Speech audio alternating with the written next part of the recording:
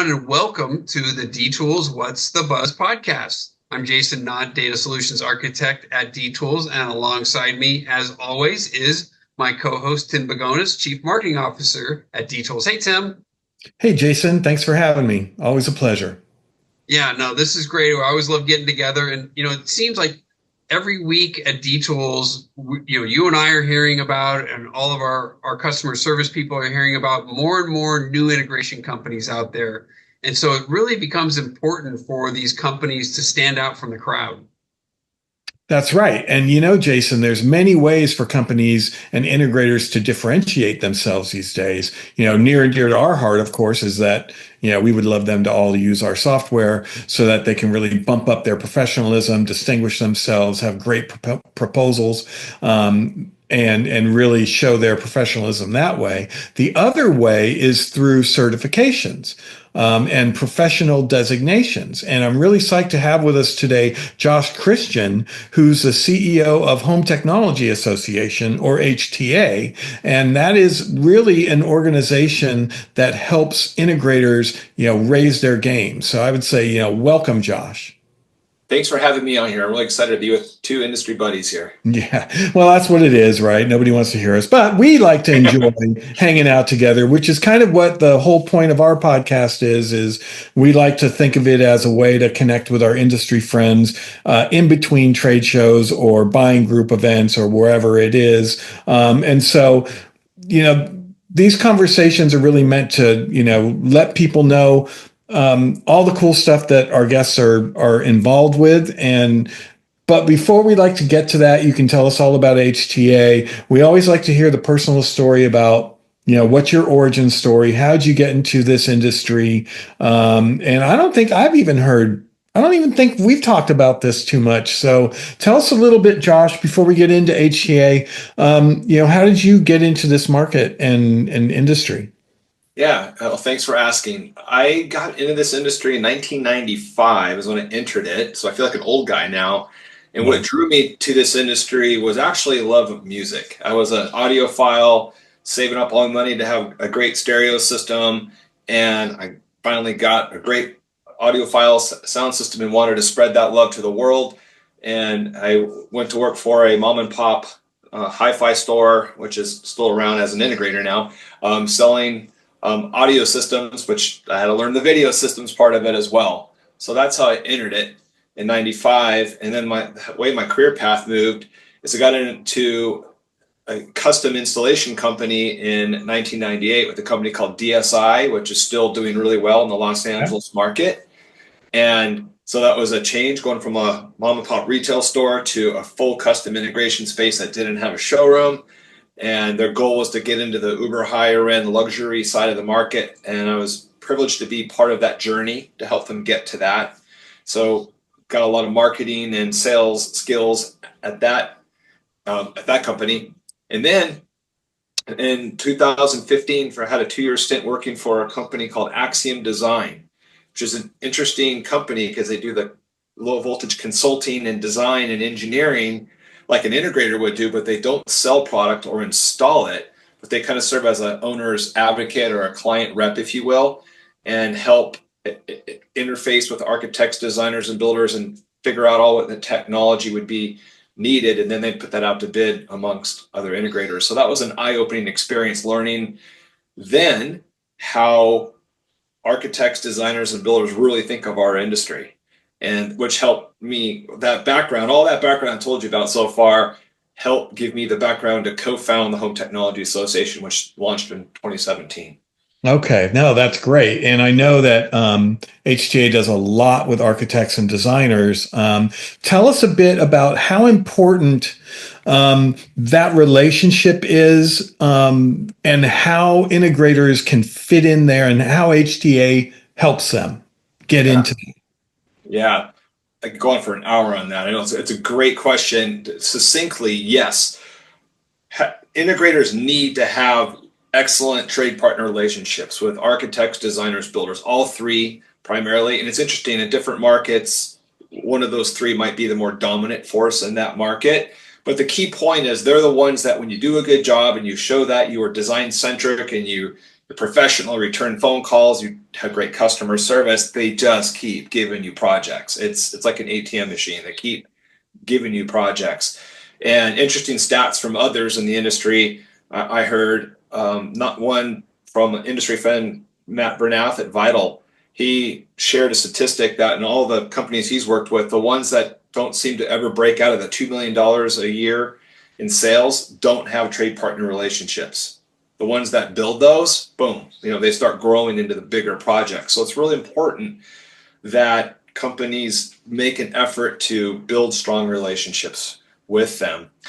And how the HTA factors into that is, especially at my stint at Axiom Design, I went back to the same architects, designers, and builders that I'd known for years as an integrator, came in with wearing a consultant hat, and it was interesting.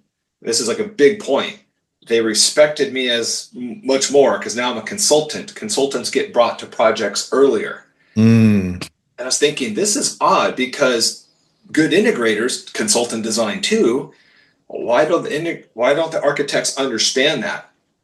And the answer to that is only the best integration firms do design and engineering, right? And a lot of those are attracted to D-Tools because they're using your design and engineering software, right? They're helping using your software to do that. But a lot of integrators need to kind of wear that on their sleeve more, that their first phase of their project is consulting and design, and then the contracting comes later on, because in their eyes, you're a contractor.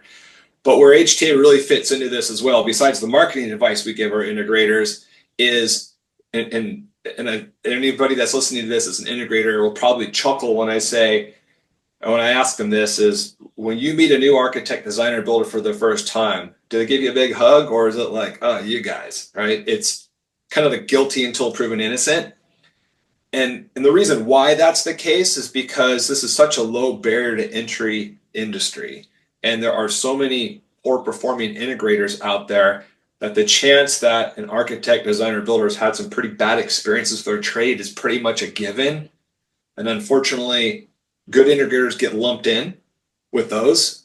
And that's not good for you. It just takes longer to build that trust and that relationship. And it's important for integrators to know that if you're the best integrator, you're clever, you got the great team, they don't know that by osmosis, because even the trunk slammer guy in town is saying the same thing. I got the best brands and the best service. So HTA certification is a hard to achieve standard, right? It's meant for the top 10% of integrators, and it's something you could proudly wear because not everyone can get it. It's like kind of like saying, have a Michelin star restaurant, or this is a 5-star safety rated vehicle that we're selling here. It's an outside third-party validation that will help that architect, designer, and builder realize you're not like the rest of the guys. I made it to this level. That means we're good. Don't trust us, trust this.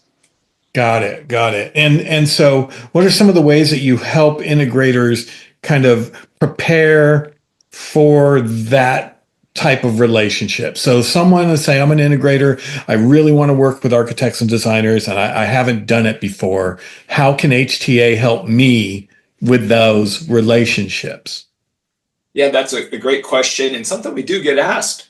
So what we've done is we help them with, matter of fact, we have some web pages that are on our dealer blog, like the top 9 builder marketing tips, the top 8 interior designer marketing tips, and the top 7 architect designer marketing tips, kind of a step 1, step 2, step 3.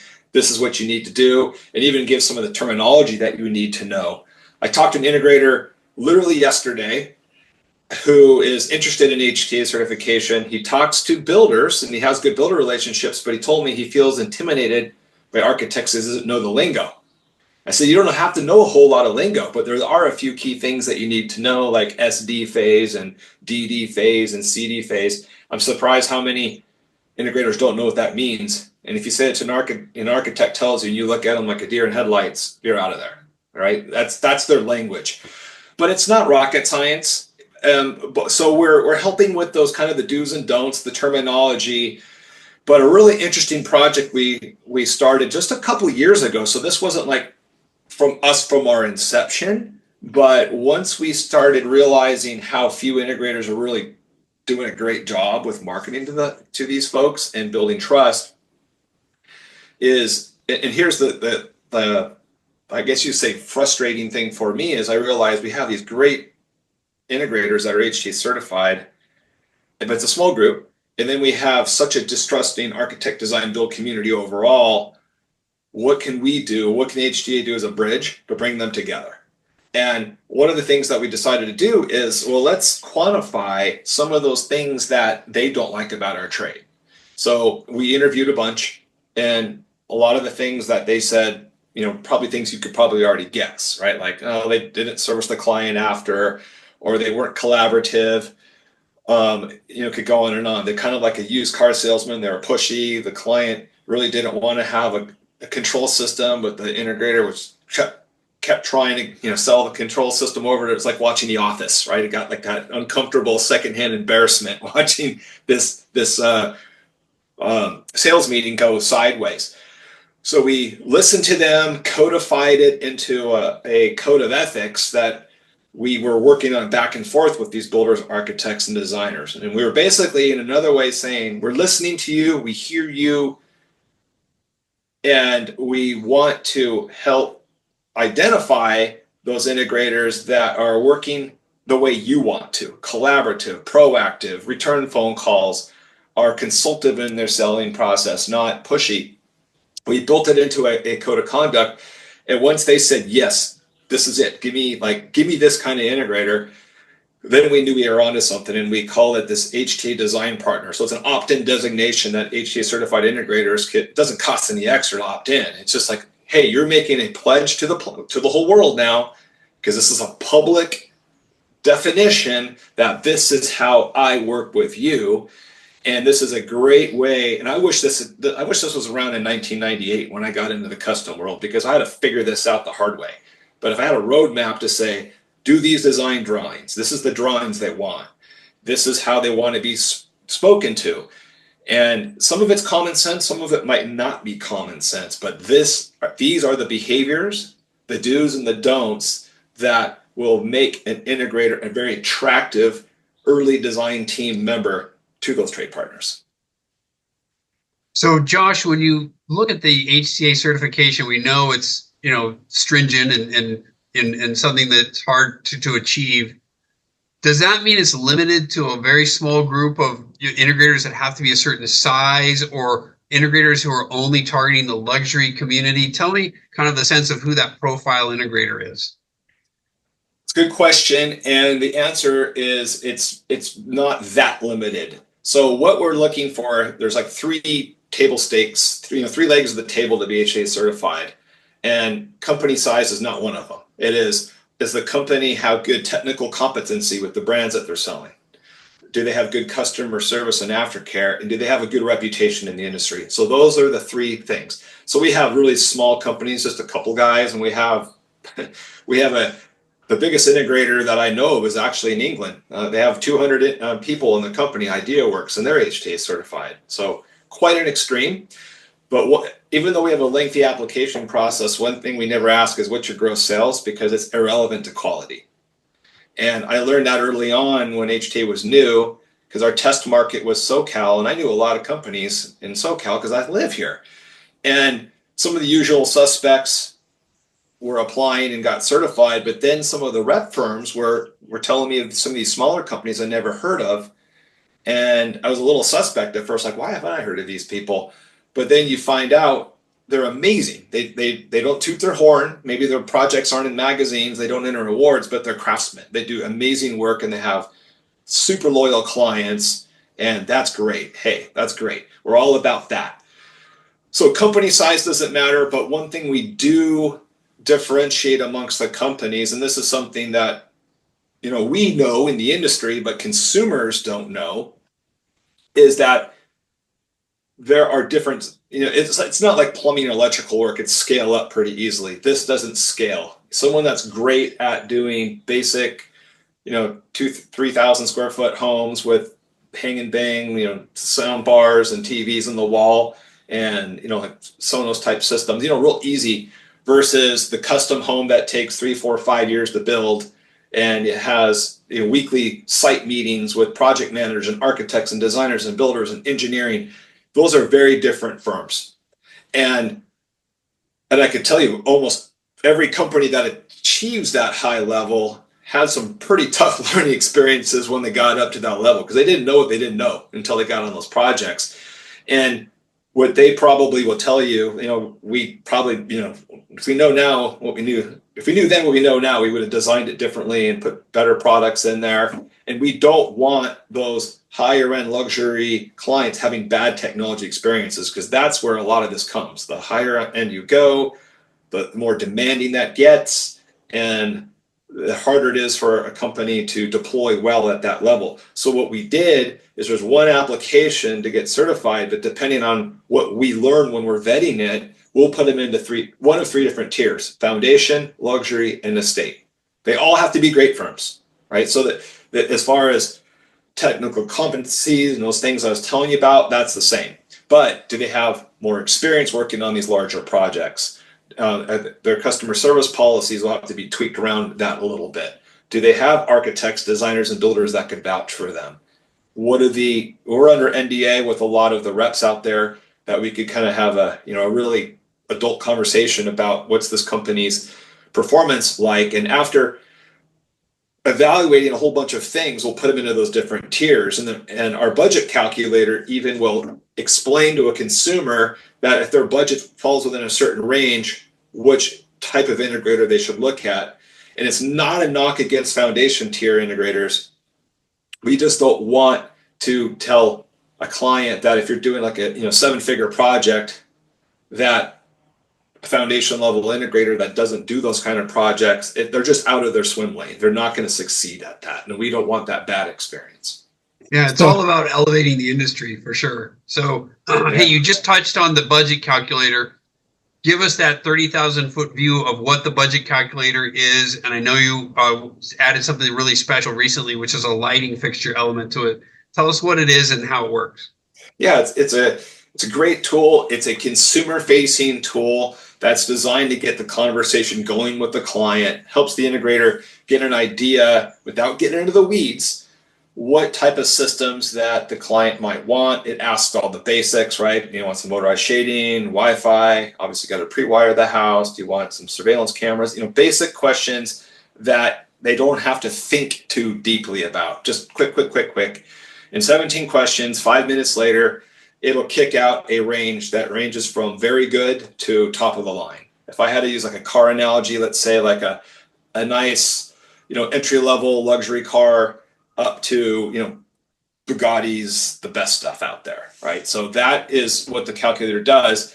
And it's a game changer for the integrators that put that in their sales process, because there's nothing worse than asking a client what their budget is, because they don't know unless they've done this before. And you put them on the defense when you say, what's your budget? They don't know the answer, and don't make them uncomfortable. And the other thing our industry is famous for is sticker shocking clients, because they have no concept of what this stuff costs. So, and I'll throw myself under the bus for all my years at DSI doing this. I'm talking to a very wealthy client, great architect, great designer, great builder. I know they could afford our services. And I, hit them up with this is back in the, 2000s and early 2010s, hit them up with a $300,000 to $500,000 proposal, and they think I'm crazy. And they ghost you. And they start shopping around because they think I'm ripping them off. But if the budget calculator were there, we're a neutral authority. HTA is an authority. The sticker shock's still there, but now instead of being the bad guy, you could blame that on the HTA. It's like, well, this is what the industry standard calculator states. So where are you comfortable in this budget range? And then your conversation just flows organically at that point. And before you waste any of your engineers' time on putting proposals together, where you need to be, because your conversation flowed organically that way. The same time, if you're telling the client that's just not your kind of client, they can't afford your services, now you didn't burn hours and hours of design time to find out that that they just can't afford your services. So it's a great tool for that, and it tends to sometimes raise budgets too, because for example, like home theater, some clients they go to a big box store and they see a sound bar system, and they think, okay, that's $500. That's a surround sound system, and I could get a big flat screen TV for $2,000 or $3,000. So if I spend 10 grand, I bet you I get a killer home theater, right? And we know in the industry that doesn't even get your projector, but our calculator will explain in seconds, like, oh, geez, like a really, really high end theater starts over $300,000. Yeah, that's where it starts. So now the client has a frame of reference. And the integrator, the HCA member embeds that calculator into their own website. Is that the way it works, or is it on the HCA site? It's both. It's an option. So some integrators wanted to embed it in their own site, so we'll give them code to do that. And then some integrators, though, prefer not to. And they would rather send them to the HTA site because it looks more third party, like, hey, it's on their site and come back to me. An interesting little thing, like kind of a hybrid approach to that, is a neat little thing we baked into it is every dealer that's certified has a unique identifier code internally on our side. And when we give them the link to the calculator, it's the same link, the one on our site, but if they put a little tail on the end with their digits on it, we know that it came from, let's say DSI. It came from DSI. This person's on our site, has a reference code. If they go to the budget calculator, it's the same budget calculator, but when you get to the bottom, it'll say, would you like to send this budget to DSI? So we know where it came from. And if they tick the box, it just emails the budget to them. And so, yeah, it's a hybrid approach. But, I'd say probably 50-50. Half of them embedded and half of them just send them to our site. All right. Hey, last question before I'll turn it back to Tim is, I know you're in touch with your members every single day. You obviously have that we've heard for many years how the luxury end of the market is insulated against the economic fluctuations that happen out there. What are you hearing from your membership right now? Kind of what you said on the luxury end. I just came from a buying group conference last week, and I was also at that TOLA event in Dallas. So I was at two different industry events and talked to a handful of clients, or of our clients, integrators, and they're actually all busier than ever and still trying to hire people. They're not slowing down. So I haven't talked to all our integrators, but most of them are on that custom luxury end. I could only think of one off the top of my head that does like semi-custom luxury homes in the Vegas market that's really growing. But they got the pedal to the metal too. They're not slowing down. So I guess we're fortunate in that sense that we're dealing with this higher end of the market that, yes, their net worth might have taken a hit. The stock market is kind of like a roller coaster, right? But they are still spending money. They're not pausing on their projects. Good to hear. So sounds like this is great for all, different types of integrators, right? But really specifically those that really want to build those trade partnerships, right? So if an integrator, how would they best get a hold of you and maybe take us a little bit about the process of what they could expect?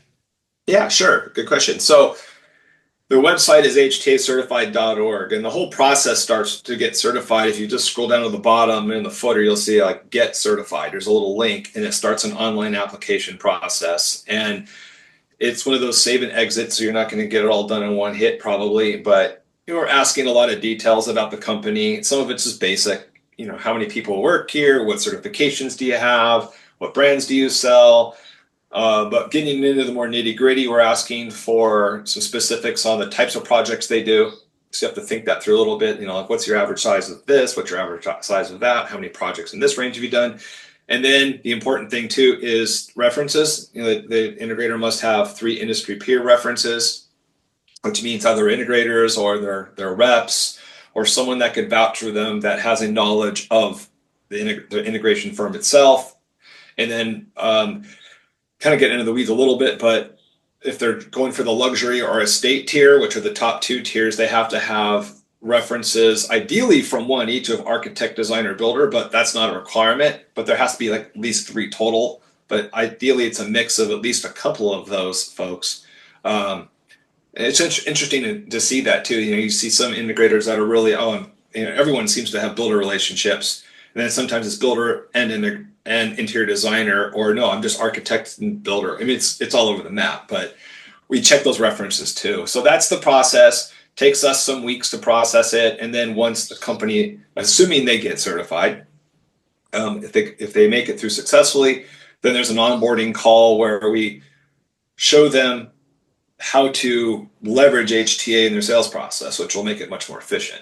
The elevator pitch, the budget calculator, which we kind of touched on a wee bit.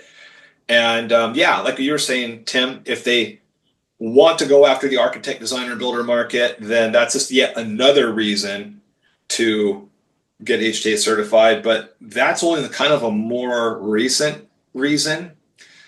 Our whole reason for beginning or existing in the first place, even if you're a firm that relies on client referrals and you're not going after the trade partners, you still want to have an edge in that marketplace. You still want to differentiate yourself from the low baller. And so even for those folks, HTA certification still matters. I guess a way to say it is we want to, and this is like a great point, you want to change the buying decision from the client. Instead of who's got the best price, who's the most competent for my project. And when it goes from price to competence, boom, now the good companies are in the play. If it's, client only cares about price, then they're probably just going to find the low baller and they're going to have a bad experience with it. Okay. And then I guess one last question. So is this something that needs to be renewed annually or periodically to keep that certification? Yes. A company that's certified could be decertified for any, a whole host of reasons. I mean, it's happened. It doesn't happen much, but what's interesting, so they have to maintain that, and we find out in a couple ways. And we have annual checkups and check-ins with the company, see how they're doing. But the neat thing too is a lot of the reps out there, we have a lot of fans. That they understand what we're doing, raising the bar and setting this standard. So if they see that a company that was once great starting to slip, we'll hear about it. Like, hey, such and such is certified, and this and this and this have happened with the company, and they're no longer the player they once were. You might want to look into that. And I hate to see that happen, but that could happen, right? Take your eye off the ball. Someone could lose their certification too. And then on the flip side too, if a company doesn't meet the standard, depending on what it is, because we have NDAs in place and we can't reveal sources, but if it's a fixable thing and we could bring that up in a way that will protect the source, we'll say, hey, you didn't make it, here's why, that's fixable, work on this, give this a try in a year, 18 months, whatever it is, and let's talk again. So we're kind of guiding them towards maybe some blind spots they're not aware of. Great. No, thanks. Give your information again so people can reach out. Yeah, my personal information is my work cell number here is 424-272-7620 if someone wants to call or text. And then it's a simple email, JC, my initials, jc@htacertified.org. Awesome. Well, I really, Jason, I really appreciate you taking the time to hang with us today. And it's always a pleasure. And I know that we'll probably see you at CEDIA, or that's probably the next show we'll see you. Yeah. Looking forward to it, guys. Great talking to you today. Thank you for being such a great partner, knowing you guys both and raising the bar together. Yeah, it's great.